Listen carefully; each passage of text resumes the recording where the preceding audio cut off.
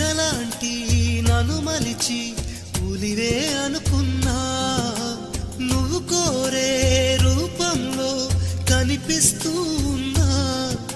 వెలివేసి వెళుతుంటే విలవిల మంటల్లో నాకు మనసుందంటూ చూపావే నేస్తమా.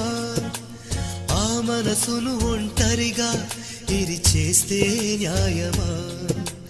నీపై నీకే నమ్మకముంటే మౌనం మానుమా.